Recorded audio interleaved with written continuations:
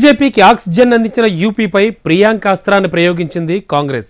ఆకారంలోనూ ఆహార్యంలోనూ అచ్చం ఇందిరాగాంధీని తలపించే ప్రియాంక నిజంగా నానమ్మను మరిపిస్తారా? మోడీ యోగిలకు సవాల్ విసురుతారా? ప్రియాంక రాకతో ప్లస్లేంటి మైనస్లేంటి?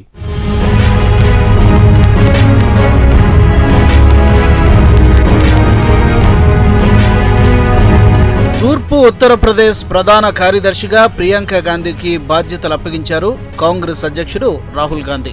దీంతో యూపీ కాంగ్రెస్ లో సంబరాలు జరుపుకుంటున్నారు. మోడీపై బ్రహ్మాస్త్రం అంటూ వ్యాఖ్యానాలు, ఎన్నికల ముంగిట్లో కాంగ్రెస్ అందించిన ఈ ప్రియాంకాస్త్రంతో ఆ పార్టీకి లాభమా నష్టమా? మొదట ప్లస్లు చూద్దాం.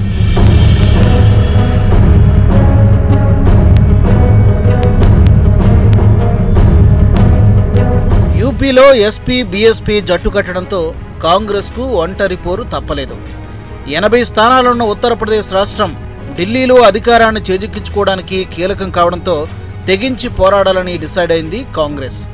వీలైనన్ని సీట్లు, ఓట్లు సాధించి కనీసం బీజేపీకైనా నష్టం కలిగించాలని భావిస్తోంది. అందుకే ప్రియాంకను రంగంలోకి దించింది. ప్రియాంక గాంధీకి కీలక బాధ్యతలు అప్పగించడంతో యూపీ కాంగ్రెస్ శ్రేణుల్లో ఉత్సాహం నింపింది. మరోసారి యూపీ మీదే ఆశలు పెట్టుకున్న మోడీకి సవాల్ విసిరినట్టయింది.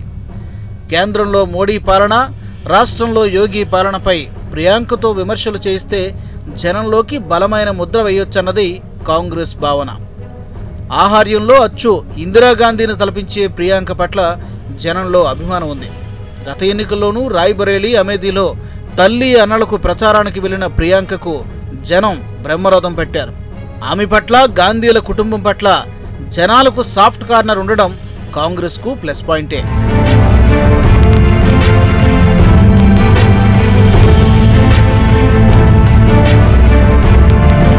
యూపీలో యాదవులు, దళితుల ఓట్లు ఎస్పీ బీఎస్పీలకే వెళతాయి. ఇక మిగిలిన ఓట్లు ముస్లింలు, అగ్రవర్ణాలు. ముస్లింలలో కొందరు ఎస్పీ బీఎస్పీకి మళ్లితే మిగతా వారి ఓట్లు కాంగ్రెస్వే. ముస్లిం ఓట్ల మీద బీజేపీకి అస్సలు ఆశలు లేవు. ఇక మిగిలిన అగ్రవర్ణాల ఓట్ల మీదే బీజేపీ ఆశలు. వీటిని చీల్చాలన్నదే కాంగ్రెస్ వ్యూహం. అందుకే అగ్రవర్ణాలను ఆకర్షించేందుకు ప్రియాంకను అస్త్రంగా ప్రయోగిస్తోంది. ముందు నుంచి యూపీలో కాంగ్రెస్ ఓటు బ్యాంకు కూడా బ్రాహ్మణులు, ఇతర అగ్రవర్ణాలే. కానీ మొన్నటి ఎన్నికల్లో ఎస్పీ బీఎస్పీ కాంగ్రెస్ కలిసి పోటీ చేయడంతో వారంతా బీజేపీ వైపు మళ్లారు. ఇప్పుడు ఎస్పీ బీఎస్పీలతో కాకుండా కాంగ్రెస్ ఒంటరిగా పోటీ చేస్తూ ఉండడంతో అగ్రవర్ణాల ఓట్లు చీలతాయని బీజేపీ భావన. అందుకే మొన్న 10% రిజర్వేషన్ అస్త్రం ప్రకటించింది. బీజేపీ స్ట్రాటజీని సవాల్ చేసేందుకు కాంగ్రెస్ ప్రియాంకను ప్రయోగించింది. కీలకమైన యూపీని ప్రియాంకకు అప్పగించడంతో మిగతా రాష్ట్రాలపై రాహుల్ గాంధీ దృష్టి పెట్టడానికి వీలు కలుగుతుంది. ఇవన్నీ ప్రియాంక రాకతో కాంగ్రెస్కు లాభించే అంశాలని ఆ పార్టీ నేతలు భావిస్తున్నారు.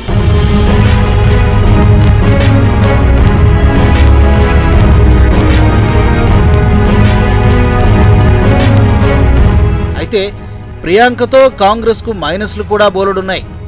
ఎన్నికల టైంలోనే ప్రియాంకను రంగంలోకి దించడంతో రాహుల్ నాయకత్వాన్ని ప్రశ్నించినట్టయింది.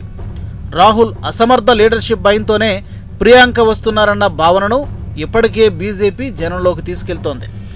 రాహుల్ కాకుండా ప్రియాంకనే జనంలో ఫోకస్ అయితే అది రాహుల్ ప్రధాని పదవి ఆశలకే దెబ్బ. యూపీ బాధ్యతలు అప్పగించడంతో కుటుంబ పార్టీ అని మోడీ కూడా విమర్శలు మొదలుపెట్టారు. सब जानते हैं कि कांग्रेस पार्टी ने वहां के सर्वोच्च नेता के साथ कैसा कैसा व्यवहार किया। मैं व्यक्तिगत रूप से उनका सम्मान करता हूं। उन्होंने कई वर्ष तक सार्वजनिक जीवन में रहते हुए जनता के लिए काम किया है।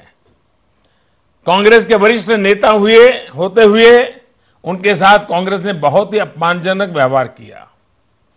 हम भी गुजरात में थे, सुना करते थे कि अब सही गलत क्या था यह तो भगवान जाने, पर कहते हैं कि उनकी गलती सिर्फ इतनी सी थी कि उन्होंने कांग्रेस पार्टी का अध्यक्ष बनने के लिए अपनी दावेदारी पेश की। सिर्फ इस बात के लिए उन्हें रातों रात पार्टी से बाहर का रास्ता दिखा दिया गया। ऐसा सिर्फ परिवारवादी पार्टियों में ही हो सकता है। భర్త రాబర్ట్ వాద్రా అవినీతిపై బీజేపీ అనేక ఆరోపణలు చేస్తోంది. ప్రియాంకను కార్నర్ చేయడం కోసం మరిన్ని వెలికి తీయొచ్చు కూడా. ఇలా ప్రియాంక గాంధీ రాకతో కాంగ్రెస్కు ప్లస్లు మైనస్లు చాలానే ఉన్నాయి.